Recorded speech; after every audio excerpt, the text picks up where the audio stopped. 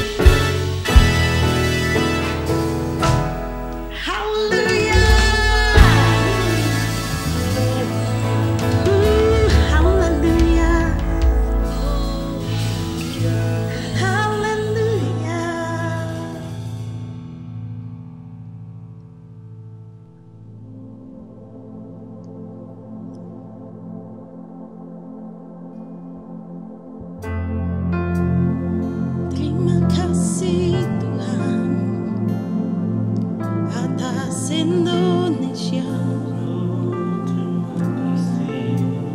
Terima kasih untuk tanah air yang diberkati Engkau.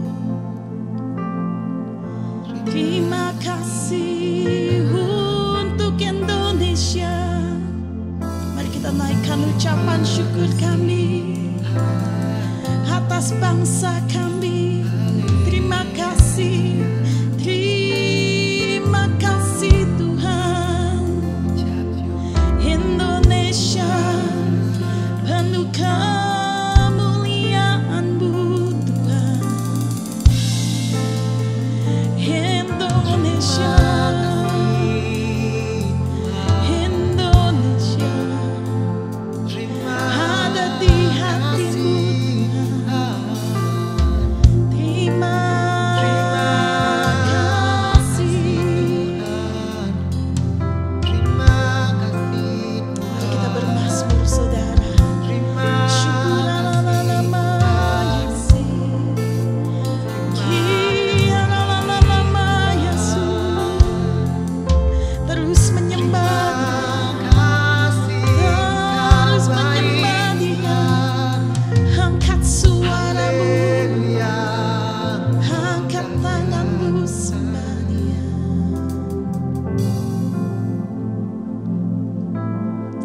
Yesus Tuhan.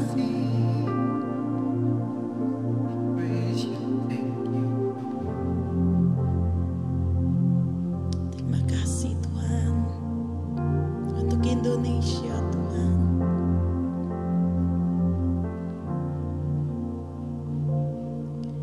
Syukur untuk setiap rencana-Mu dan rancangan-Mu yang mulia. Dalam satu tubuh kami bersatu menjadi duta kerajaan-Mu. Ku ucapkan berkat atas Indonesia, biar kemuliaan Tuhan akan nyata. Bagi bangsa ini kami berdiri dan membawa doa kami kepadamu. Sesuatu yang besar pasti terjadi dan mengubahkan negeri kami.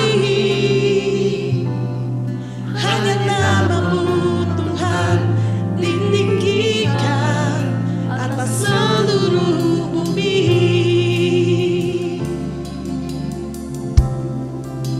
Kiranya belas setiap kami ya Tuhan, Indonesia penuh dengan kemuliaan Tuhan. Amin, amin, amin Tuhan. Anak-anak muda di Indonesia dibangkitkan ya Tuhan. Oh Tuhan. Kami percaya terjadi lawatan demi lawatan di rumah sakit, sehingga yang sakit disembuhkan di dalam nama Tuhan Yesus.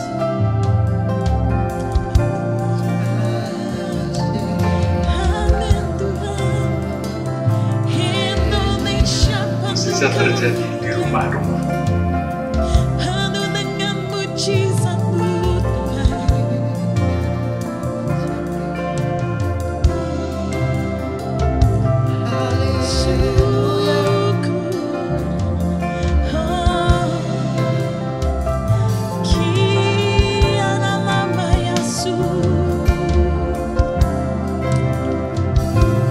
Bagi bangsa ini kami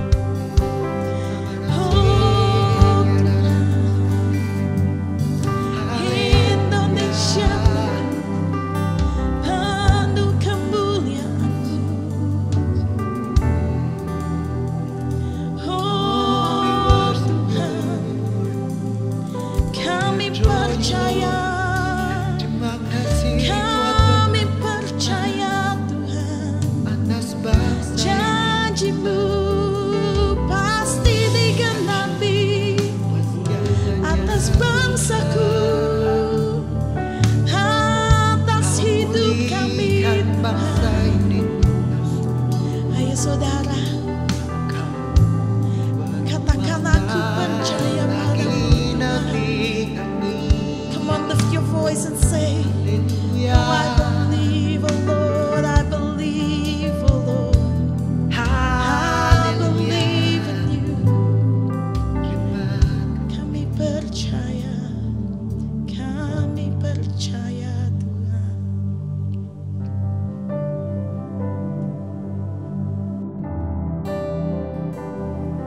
Mari kita menikmati hadirat Tuhan. Saya percaya saat ini Tuhan sedang mengingatkan janji-janjinya. Terutama Dialah Allah yang tak pernah meninggalkan. Amin, saudara. Sekalipun aku dalam lembah kelam, ku tak takut sebab Kau besertaku. Sekalipun badai topang datang menerpa, ku tak gentar sebab Kau di sisiku. Aku percaya berkat-Mu atasku melimpah, kebajikan, kemurahan selalu mengikutiku. Ku puji, ku sembah Kau Tuhan. Oh, kami sembah Engkau. Sekalipun aku dalam lembah kelam, ku tak takut sebab Kau besertaku. Sekalipun Badai topang datang menerpa, ku tak gentar sebab Kau di sisiku. aku percaya berkat-Mu atasku melimpah, kebajikan, kemurahan selalu mengikutiku. Ku puji, ku sembah Kau Tuhan. Firman Tuhan katakan, Dia Allah yang selalu beserta dengan kita semua. Amin, saudara. Dia tak pernah meninggalkan kami. Kami tak perlu takut. Katakan, aku percaya berkat-Mu atasku melimpah, kebajikan, kemurahan selalu mengikutiku. Ku puji, ku sembah Kau Tuhan. Aku percaya berkat-Mu atasku melimpah, kebajikan, kemurahan selalu mengikutiku. Ku puji, ku sembah Kau Tuhan.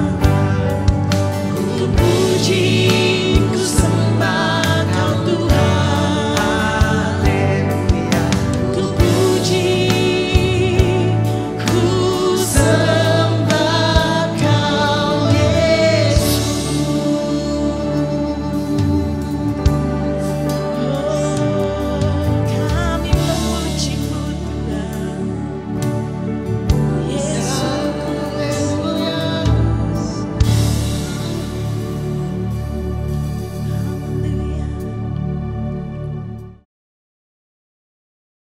Selamat hari Minggu, saudara sekalian. Saya percaya dimanapun saudara berada, semua aman dalam lindungan Tuhan.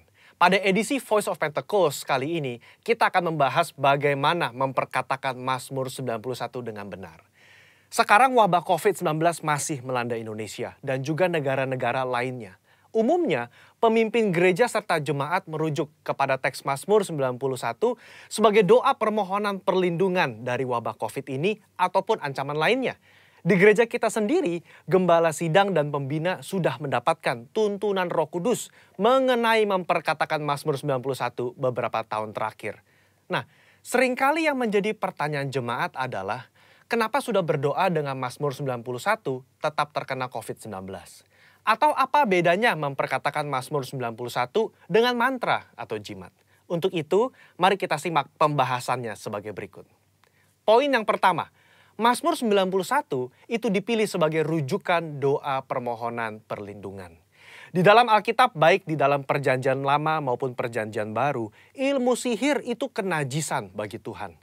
Cara memperkatakan Mazmur ini adalah sebagai doa permohonan kepada Tuhan.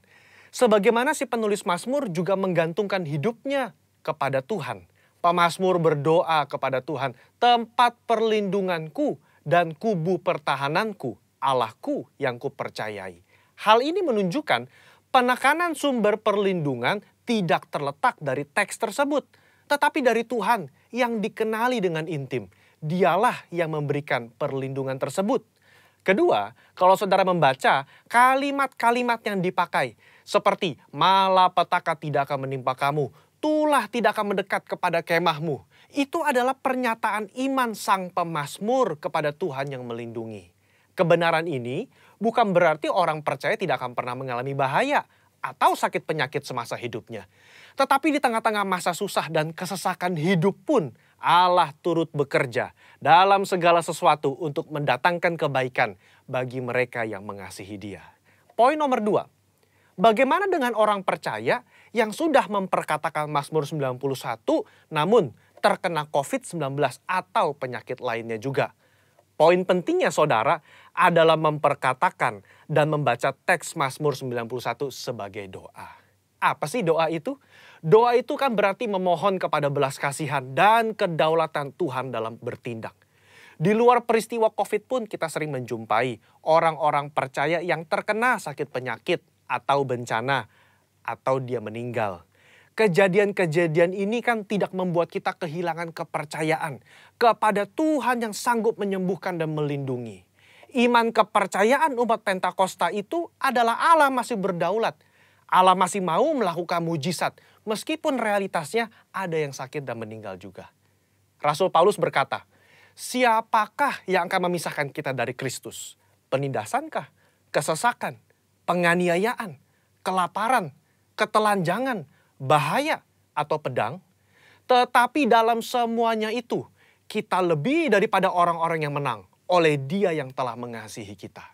Saudara, konteks ayat ini menunjukkan orang percaya diizinkan masuk dalam kesesakan.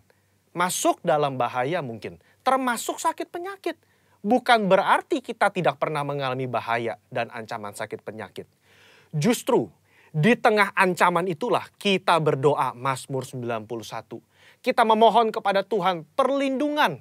Apapun hasilnya, iman kita berkata bahwa Allah itu adalah kubu pertahananku, Allahku yang kupercayai. Apa kesimpulannya? Iman kepercayaan orang Pentakosta adalah Allah tetap sebagai sumber perlindungan, sumber mujizat, sumber kesembuhan kita. Sikap kita sama seperti Mazmur 91. Bergantung, kita memasrahkan jiwa dan tubuh kita kepada Tuhan. Kita mempertahankan kesaksian iman dengan cara mempercayai firman Tuhan meskipun realita dunia berbicara sebaliknya. Kita memperkatakan Mazmur 91 sebagai doa perlindungan dengan iman kepercayaan yang teguh bahwa Allah sanggup melindungi keluarga dan gereja kita. Saya berdoa saudara semua aman dalam perlindungan Tuhan. Tuhan Yesus memberkati.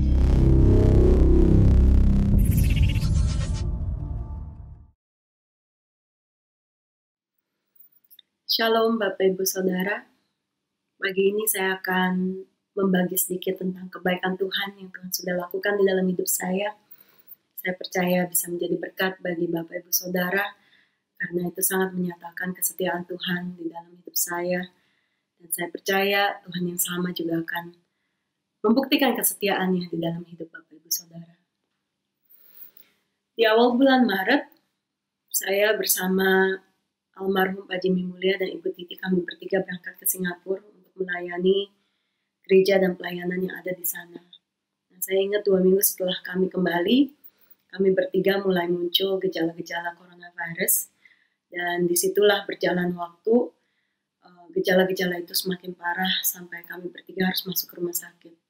Nah, dari saya pribadi sendiri, tadinya saya nggak mau masuk ke rumah sakit karena saya takut biaya-biaya yang akan muncul, dan saya juga nggak mau bebani gereja ataupun keluarga untuk biaya-biaya yang akan muncul melalui perawatan di rumah sakit. Tapi saya ingat sekali Tuhan itu begitu baiknya, Dia mengirim teman-teman yang dekat, teman-teman yang peduli, teman-teman yang perjuangkan untuk saya bisa masuk ke rumah sakit. Saya ingat bahkan di puncak-puncaknya penyakit coronavirus ini menyerang tubuh saya terima telepon, Bapak Ibu. Saya terima telepon dari pemilik rumah sakitnya sendiri yang membujuk saya untuk tetap masuk rumah sakit biar penyakit ini bisa dilewati dengan baik dan saya bisa survive melewati coronavirus ini. Nah, disitulah saya merasa Tuhan tuh menjawab doa saya. Saya ingat sekali waktu saya sakit, saya terus berdoa, saya terus tanya Tuhan, apa yang Kau ingin saya lakukan, Tuhan? Kalau Tuhan ingin saya masuk ke rumah sakit, Tuhan buka jalan, rumah sakit mana yang saya harus pergi. Dan kalau memang Tuhan tidak ingin saya masuk ke rumah sakit, saya di rumah pun, saya juga bersuka cita, Tuhan.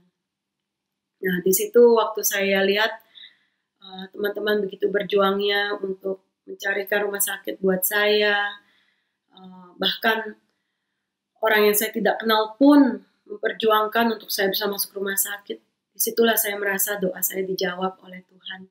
Saya ingat waktu di pagi hari di mana saya harus pergi ke rumah sakit, bahkan Tuhan sediakan supir taksi yang begitu baik hati, bagaikan malaikat buat saya. Nah, saat itu awal-awalnya pandemi, banyak sekali rumah sakit yang sudah kehabisan ambulans. Maka saya terpaksa untuk naik taksi sendiri dengan bimbingan dari dokter di rumah sakit.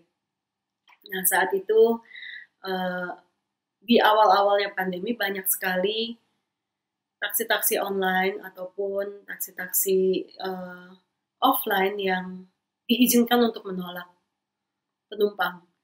Kalau mereka merasa penumpang itu kurang sehat atau dalam kondisi yang tidak baik, mereka berhak untuk menolak sebagai usaha untuk melindungi supir taksinya. Nah, dan saya waktu itu juga sudah siap gitu ya, sudah siap dalam hati, aduh kalau misalnya nanti taksinya nggak mau jemput saya ke rumah sakit, ya saya harus cari lagi usaha lain bagaimana untuk pergi ke rumah sakit. Tapi puji Tuhan, waktu supir taksi ini melihat kondisi saya, waktu itu muka saya pucat sekali, saya mengenakan masker, saya juga udah bawa banyak barang dan tujuannya itu jelas ya karena saya pesan taksinya online. Jadi tujuannya jelas bahwa saya mau ke rumah sakit. Tapi supir taksi ini tetap gitu loh, dia nggak menolak untuk menjemput saya. Bahkan dia langsung mengenakan maskernya dan dia bilang ke saya, Ibu tenang ya, sama saya aman. Kemanapun Ibu mau pergi, ke rumah sakit manapun, saya akan tibakan sampai pada tujuan. Nah, disitulah saya tuh merasa tenang dan saya merasa, aduh Tuhan tuh baik sekali ya. Dalam kondisi yang terpepet seperti ini pun Tuhan bisa memakai orang-orang yang kita nggak bayangkan untuk memberikan kenyamanan, memberikan rasa damai di dalam hati kita. Nah, sepanjang jalan, supir taksi ini ramah sekali, dia terus coba menghibur saya, dia coba menenangkan saya, bahkan waktu kita pergi ke rumah sakit yang salah pun, supir taksi ini perjuangkan gitu, tidak hanya sekedar dropin saya di lobi, tapi dia perjuangkan untuk cari tahu apakah nama saya ini terdaftar di rumah sakit tersebut. Dan ternyata rumah sakitnya salah pun, dia kembali ke dalam taksi dan dia bilang gitu, nggak apa-apa Bu, ayo kita cari lagi rumah sakit yang tepat di mana. Nah, singkat cerita, akhirnya kita ketemu rumah sakit yang tepat. Waktu saya mau keluar dari taksi pun, supir taksi ini bilang kepada saya, dia bilang, Ibu, cepat sembuh ya Ibu. Saya ingin mendoakan untuk Ibu, boleh ya? Nah, di dalam taksi dia doakan saya. Bahkan setelah saya keluar dari taksi pun, waktu saya masuk ke dalam lift, Bapak itu terus menunggu. Yang tadinya bahkan menawarkan untuk membawa barang saya sampai ke atas gitu ya, ke dalam rumah sakit. Tapi karena memang kondisinya tidak memungkinkan, Bapak ini hanya menunggu saja di dalam taksinya sampai dia lihat saya aman masuk ke dalam lift dan sampai pintu lift tertutup. Saya nggak pernah ketemu supir taksi yang begitu peduli terhadap penumpangnya. Dan saya percaya ini bukan sebuah hanya sekedar kebetulan, tapi ini adalah sesuatu skenario yang Tuhan sudah rancangkan buat saya. Dari hari pertama saya masuk rumah sakit, saya hanya banyak berdoa, banyak memuji menyembah Tuhan. Dan saya merasakan saat itu Tuhan banyak sekali berbicara kepada saya. Melalui firman Tuhan, melalui pujian penyembahan yang saya naikkan. Dan saya ingat waktu saya tanya kepada Tuhan, Tuhan, apakah ini waktunya untuk saya pulang Tuhan? Apakah Engkau ingin saya kembali ke rumah Bapa? Nah, saya tuh ingat di saat itu Tuhan tuh nggak bilang apa-apa. Tuhan cuma bilang satu hal aja. Tuhan bilang, mulai dari sekarang izinkan saya menjadi Bapa untuk kamu. Dan tentunya di saat itu saya langsung nangis. Saya bilang, ya Tuhan, saya percaya Tuhan bisa menjaga saya dengan baik. Karena Tuhan adalah Tuhan yang setia. Dari sejak saat itu, setiap hari itu tidak pernah henti-hentinya orang itu mengirimkan sesuatu buat saya. Begitu banyak perhatian yang orang-orang tuangkan kepada saya. Dari hari pertama sampai hari terakhir saya di rumah sakit. Setiap hari itu selalu ada orang yang kirimin makanan, kirim persediaan, kirimin kebutuhan sehari-hari.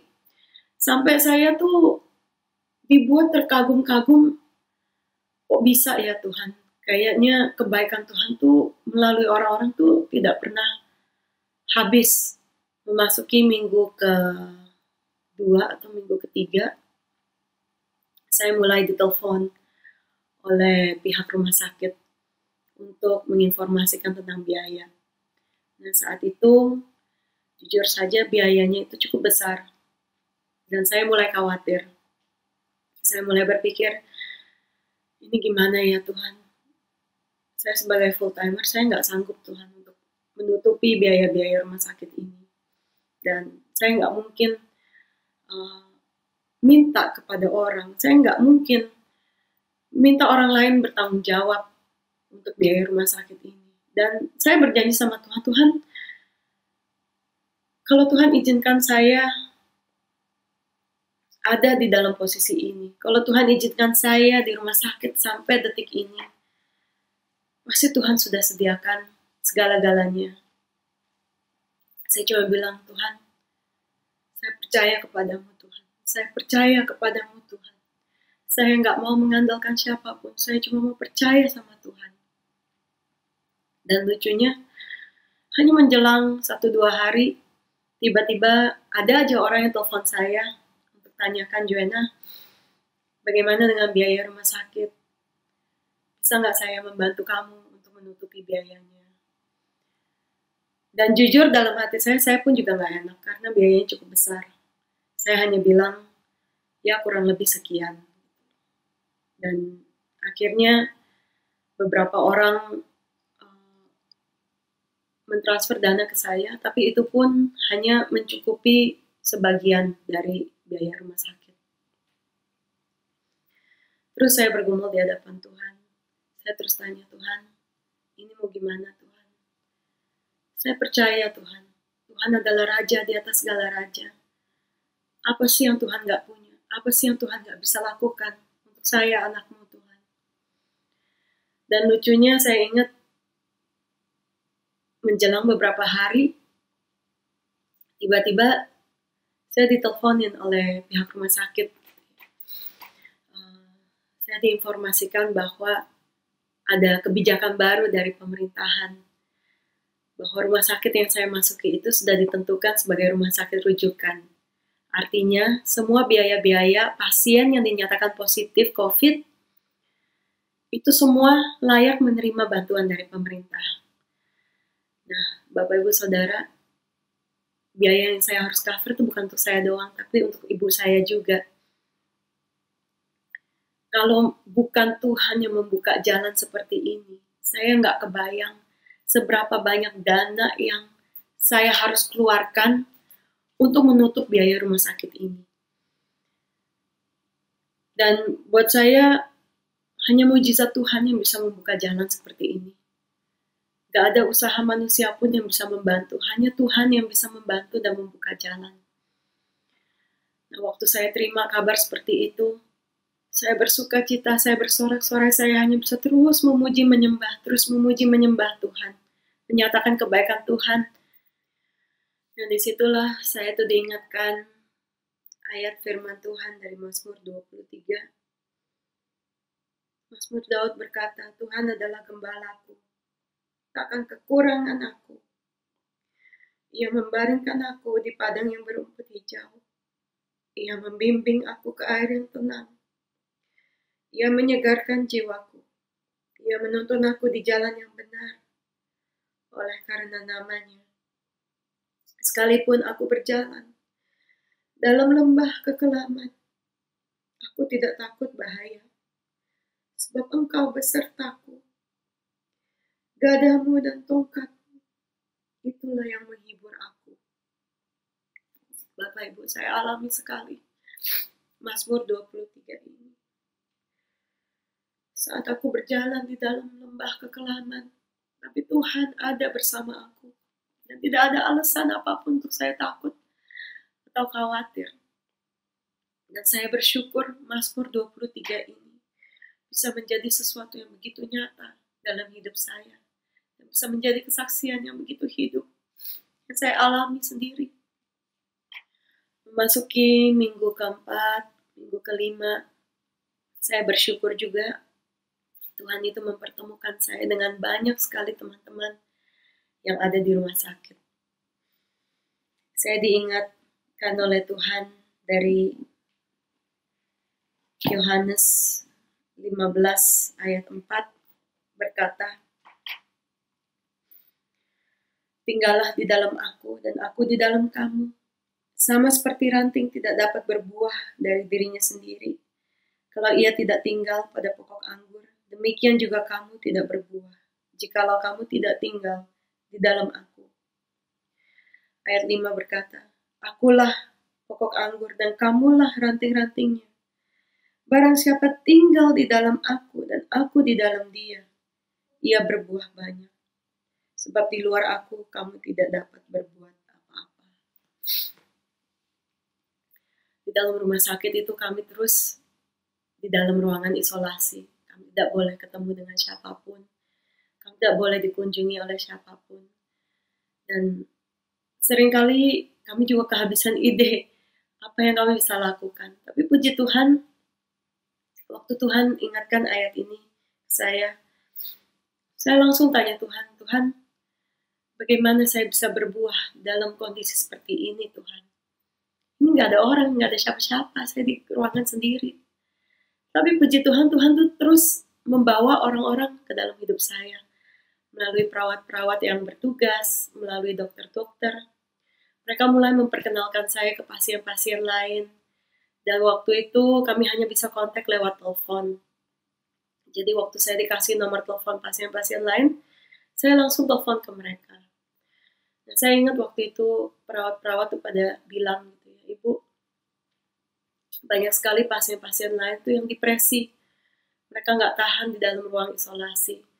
Tapi kami lihat Ibu sukacita aja, Ibu banyak menyanyi, Ibu banyak berdoa. Boleh nggak Ibu hubungi pasien-pasien lain sehingga Ibu bisa mengajak mereka berdoa juga. Nah disitulah saya langsung ingat ayat firman Tuhan ini. Saya pikir nah inilah langsung kesempatan buat saya untuk bisa berbuah. Saya langsung telepon nomor-nomor yang dikasih ke saya melalui perawat-perawat. Akhirnya berjalan waktu kami berteman melalui telepon. Kadang-kadang kami suka video call. Nah, disitulah saya saling mendoakan untuk pasien-pasien lain. Kami saling mengobrol, sehingga dalam satu hari waktu begitu cepat berlalu, dan tidak berlalu begitu saja. Tidak berlalu dengan sia-sia, tapi saya merasa, wah Tuhan, saya bersuka cita banget. Saya bisa membangun hubungan walaupun di ruang isolasi bersama pasien-pasien lain. Dan saya juga diingatkan sama Tuhan satu ayat lagi di 1 Tesalonika 5 ayat 11 dikatakan, karena itu nasihatilah seseorang akan yang lain dan saling membangunlah. Saya pegang erat ayat ini, Bapak Ibu Saudara, karena saya merasa di rumah sakit itu banyak sekali orang yang membutuhkan perkataan-perkataan yang bisa menguatkan. Dan saya percaya apa yang Tuhan sudah berikan ke saya, itu tidak berhenti di saya. Tapi itu sesuatu yang saya bisa alirkan ke orang, yang saya bisa transferkan ke orang lain. Dan saya merasa disitulah suasana rumah sakit itu mulai berubah. Awal-awalnya pas saya masuk malam hari, saya sering kali mendengar orang menangis, berteriak, dan itu suasananya itu sangat mencengkram, sangat gelap. Tapi sejak kami suka berhubungan satu dengan lain, saling telepon-teleponan, saling mendoakan, kami bernyanyi bersama di telepon, itu suasana rumah sakit langsung berubah. Saya nggak pernah lagi dengar malam-malam ada orang nangis, atau orang teriak-teriak. Bahkan saya banyak mendengar suara-suara orang tertawa, gitu, bersuka cita. Dan saya melihat disitulah doa pujian penyembahan kita benar-benar bisa mengubah suasana yang ada, bisa mengubah situasi yang ada. Nah, dari situlah saya merasa benar-benar kondisi di rumah sakit itu berubah total. Karena saya kenalan sama pasien-pasien lain, kita mulai WhatsApp group, dan pasien yang lain pun saling berteman satu dengan lain gitu. Jadi kita kayak seperti membangun komunitas kecil sendiri gitu di rumah sakit. Dan puji Tuhan, dari situ pun kami dapat melakukan banyak aktivitas. Nah, kami sempat bekerja sama dokter-dokter dan perawat-perawat yang ada.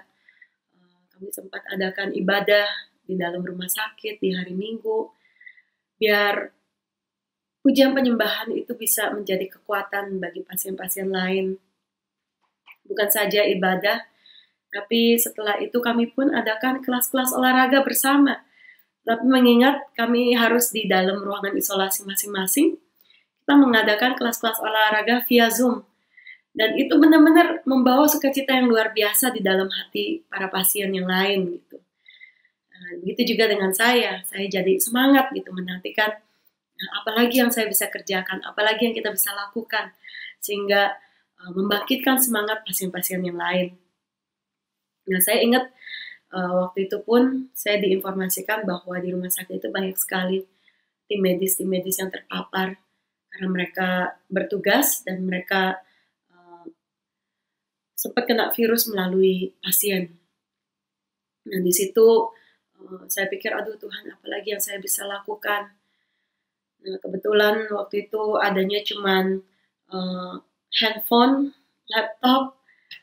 Saya pakai kesempatan itu untuk membagikan kisah-kisah tim-tim medis di Instagram saya. Dan puji Tuhan, saya nggak tahu kenapa banyak sekali orang yang membacanya.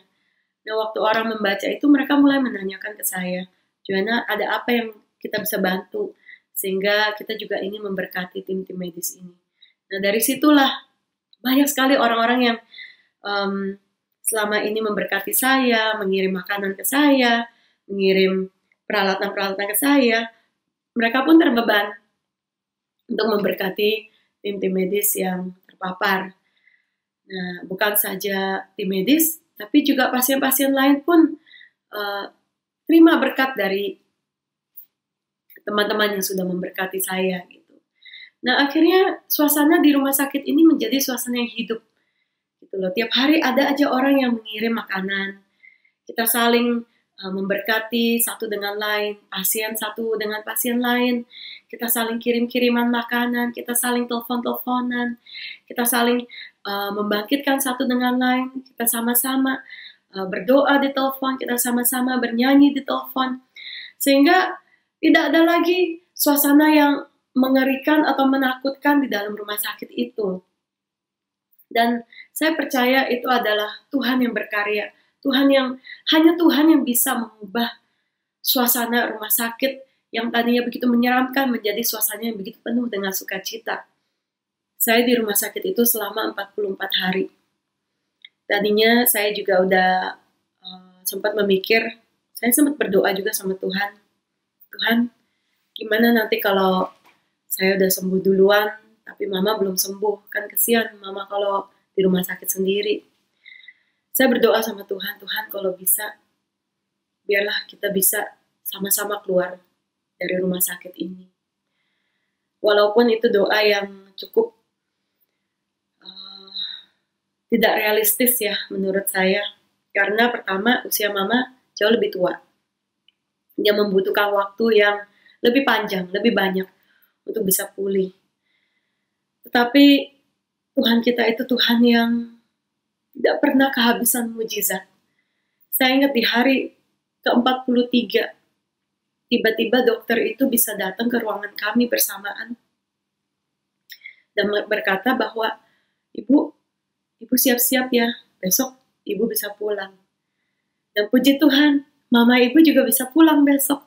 Aduh, saya sukacitanya luar biasa. Saya bersyukur sama Tuhan bahwa Tuhan itu terus menyatakan kebaikannya kepada kami, kepada saya, kepada mama saya. Dan saya ingat gitu loh, di hari terakhir di mana kita tuh beresin barang, kita siap-siap pulang. Hati saya tuh cuma penuh dengan ucapan syukur. Saya cuma terus berterima kasih sama Tuhan. Satu perjalanan yang diawali dengan penuh tanda tanya. Penuh kekhawatiran, penuh kebingungan, penuh kesedihan. Tuhan bisa putar balikan begitu saja. Tuhan benar-benar membuktikan dirinya sebagai Bapa yang setia. Bapa yang kekal. Dan saya ngalami benar apa itu artinya. Dikejar oleh kebaikan Tuhan. Dan saya mengalami benar bagaimana doa, pujian, penyembahan itu bisa mengubah suasana dimanapun kita berada. Dan saya bersyukur di lembah kekelaman pun Tuhan bisa memakai saya untuk menyalurkan berkat Tuhan kepada begitu banyak pasien-pasien lain. Bahkan hari ini pun banyak di antara mereka yang menjadi teman baik saya. Dan saya percaya Tuhan akan terus memakai saya untuk memberitakan kebaikan Tuhan kepada mereka. Sekian kesaksian saya. Saya percaya apapun yang Tuhan sudah lakukan di dalam hidup saya, Tuhan bisa lakukan yang sama untuk Bapak Ibu Saudara. Jangan pernah putus asa, jangan pernah takut kalau misalnya kita dihantam oleh masalah kehidupan. Jangan pernah bimbang, jangan pernah meragukan kebaikan kesetiaan Tuhan. Karena Bapa itu baik, Tuhan itu setia. Dimanapun Ia menuntun kita, kemanapun Ia izinkan kita berjalan, pasti tangannya selalu memegang kita.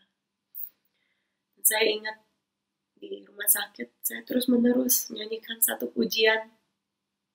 Dan pujian ini sudah menjadi berkat yang luar biasa bagi saya.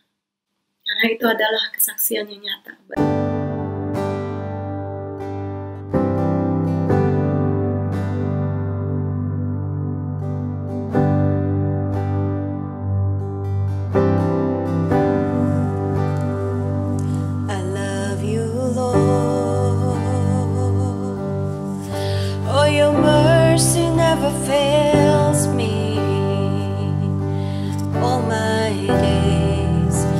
Held in your hand.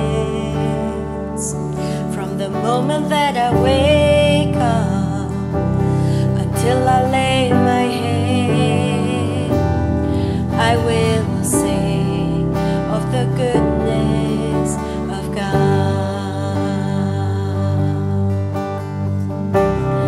All my life you have been faithful.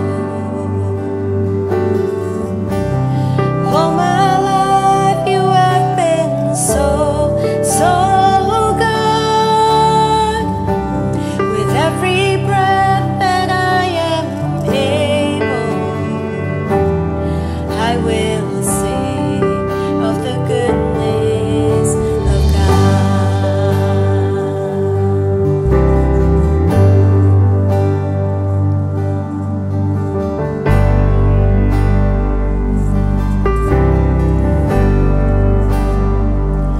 I love your voice.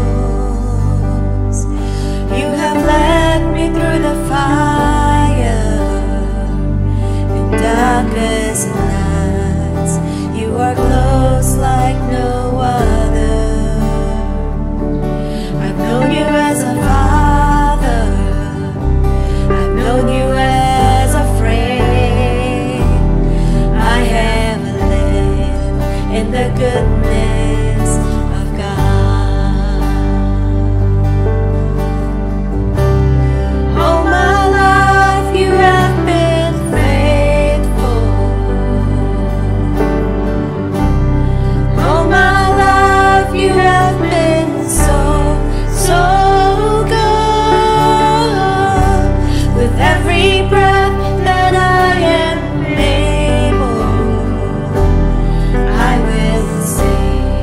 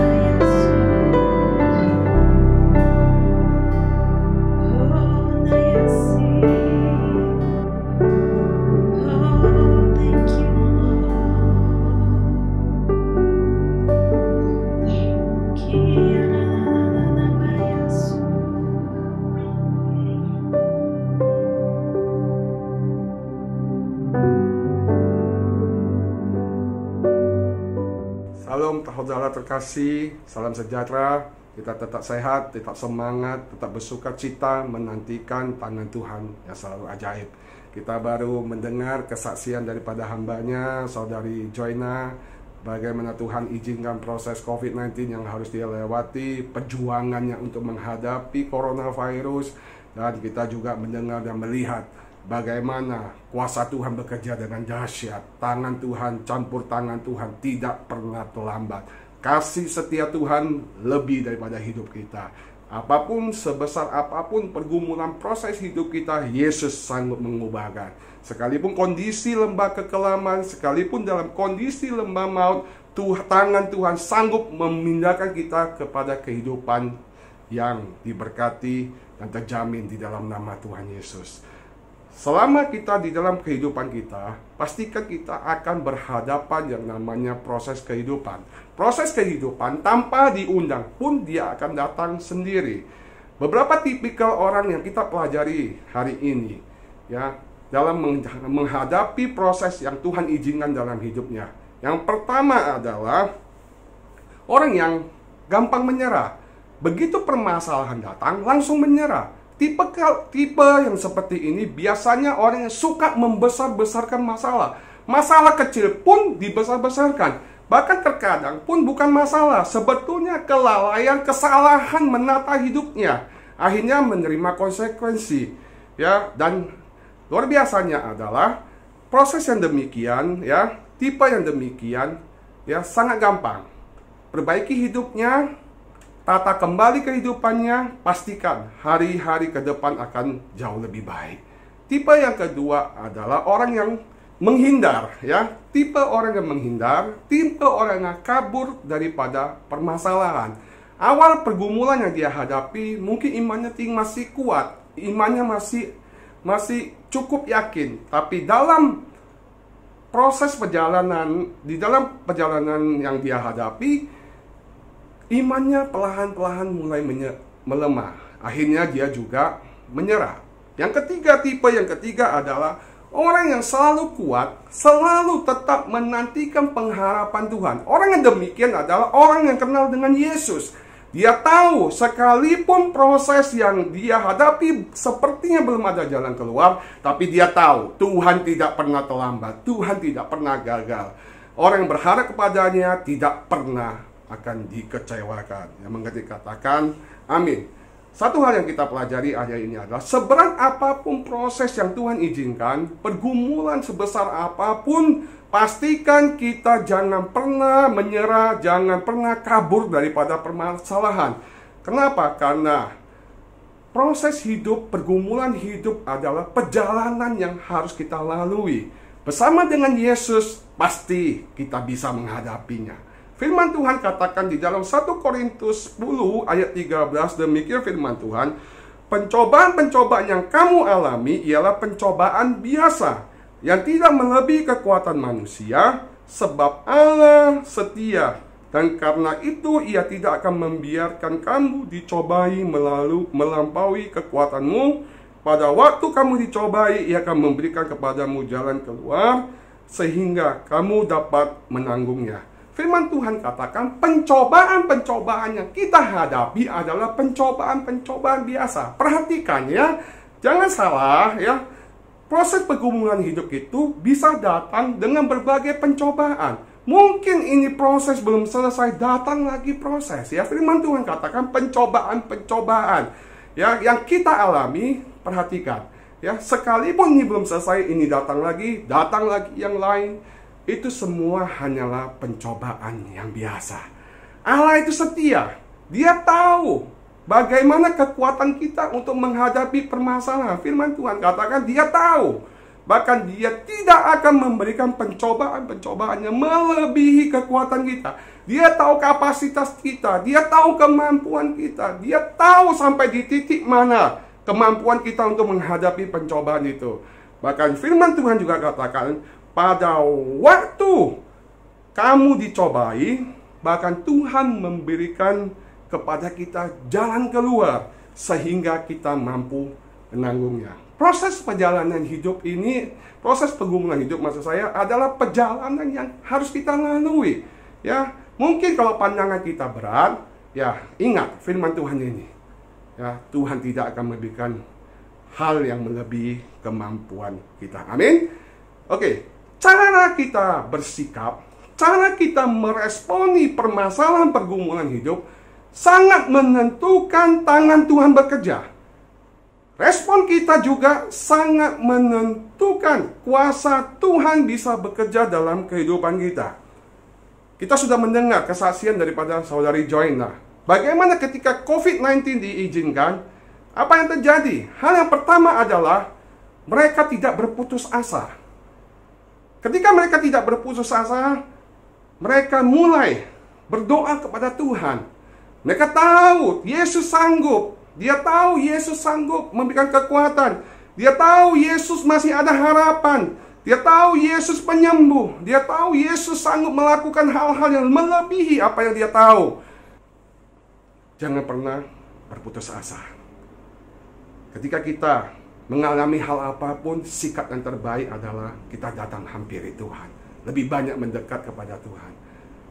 Minta pengharapan hanya pada Tuhan saja.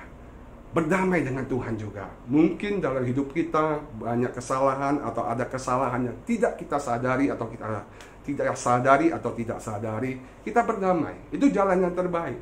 Berdoa, minta belas kasihan Tuhan. Berdoa, minta anugerah Tuhan. Berdoa, minta pengampunan Tuhan. Saya percaya Tuhan kita itu Maha mengampuni kita. Amin. Selalu mengampuni kita. Tuhan kita adalah Tuhan yang penuh dengan kasih. Sikap yang pertama adalah jangan menyerah dan kita terus berdoa. Sikap yang kedua adalah, yang terbaik adalah kita memiliki hati yang penuh dengan ucapan syukur. Saya percaya ketika kita memiliki hati yang dengan penuh ucapan syukur, sekalipun keadaan tidak baik, pergumulannya begitu berat, pastikan kita tetap memuji dan menyembah Tuhan. Hal apapun proses yang Tuhan izinkan, ketika kita memiliki hati yang bersyukur, kata-kata berkata, Tuhan Yesus baik. Apapun yang kau izinkan, kita percaya. Ini hanyalah proses membawa kita melihat kebaikan Tuhan. Proses yang membawa kita mungkin juga semakin mendekat kepada Tuhan. Amin. Joanna katakan dia berdoa. Mereka memuji, menyembah Tuhan. Ya, hal tersebut ini luar biasa. Tidak, Alkitab juga berbicara. Ketika Paulus dan Silas mereka di dalam penjara, apa yang terjadi? Mereka semalaman memuji dan menyembah Tuhan. Mungkin mereka memuji dengan cara yang suara yang teriak-teriakan. Apa yang terjadi? Ketika mereka dalam keadaan tidak enak, dalam keadaan yang pergumulan yang sangat berat sekalipun, memuji dan menyembah Tuhan, kuasa Tuhan bekerja. Mujizat terjadi. Joanna katakan bukan hanya proses berjuang dengan kondisi kesehatan dan kesembuhannya saja. Memikirkan biaya rumah sakit pun sesuatu proses yang luar biasa. Ketika kita berdoa, berharap pada Tuhan, ketika kita memuji, menyembah Tuhan, tangan Tuhan bekerja dengan ajaib. Joanna katakan, seperti membalikkan telapak tangan. Biaya yang harusnya dibayar dengan sangat besar, tiba-tiba mujizat terjadi. Tuhan Yesus kita dahsyat. Amin. Haleluya. Oke, ya. Kita tahu Yesus itu adalah Bapa yang baik. Kita tahu Yesus itu adalah Bapa yang setia. Hal apapun hadapi dengan iman yang percaya, dengan sikap hati yang bersyukur karena Tuhan Yesus baik, bahwasanya untuk selama-lamanya kasih setianya. Mari kita tundukkan kepala kita. Mungkin hari ini kita mengalami pergumulan hidup yang hebat, proses yang sepertinya tidak ada jalan keluar lagi. Firman Tuhan berkata, berbahagialah ketika kita diam di rumah Tuhan, yang terus memuji Tuhan. Firman Tuhan juga katakan, berbahagialah manusia yang kekuatannya hanya di dalam Yesus, yang apabila melintasi lembah baka, maka akan diubahkannya menjadi lembah yang bermata air. Bahkan hujan pada awal musim menyelubungi dengan berkat. Perhatikan Bapak Ibu sekalian, terkasih, proses apapun di sini katakan apabila melewati lembah baka. Proses hanya adalah proses sementara, bersifat sementara yang harus kita lewati. yang harus kita lintasi. Kita tetap menjaga sikap hati kita. Kita selalu menjaga respon kita. Biarlah ujian, tantangan hidup yang Tuhan izinkan ini, yang Tuhan izinkan, membawa kita semakin mendekat kepada Tuhan, membawa kita semakin percaya kepada Tuhan, membawa kita semakin melekat kepada Tuhan. Tuhan, terima kasih Tuhan. Engkau tahu setiap pergumulan daripada anak-anak-Mu pada hari ini. Apapun kondisi mereka, berikan jalan keluar, berikan kekuatan. Kami percaya pengharapan di dalam Engkau tidak pernah dikecewakan. Berkati juga hamba-Mu Joyna yang sudah menjadi berkat, menjadi kesaksian bagi banyak orang yang mempermuliakan nama Tuhan. Tuhan urapi lebih lagi. Kami juga berdoa saat ini, pasien-pasien yang sedang mengalami COVID-19 juga, dimanapun mereka berada, Tuhan sembuhkan mereka. Pertolongan Tuhan sempurna. Tuhan tolong tim medis juga. Tuhan berikan hikmat, kekuatan. Tuhan lindungi juga, jagai mereka Tuhan. Terima kasih Tuhan. Kami juga berdoa dalam era krisis ini Tuhan. Tuhan beri kami kekuatan, tetap teguh, tetap percaya, selalu ada pengharapan di dalam Engkau Tuhan.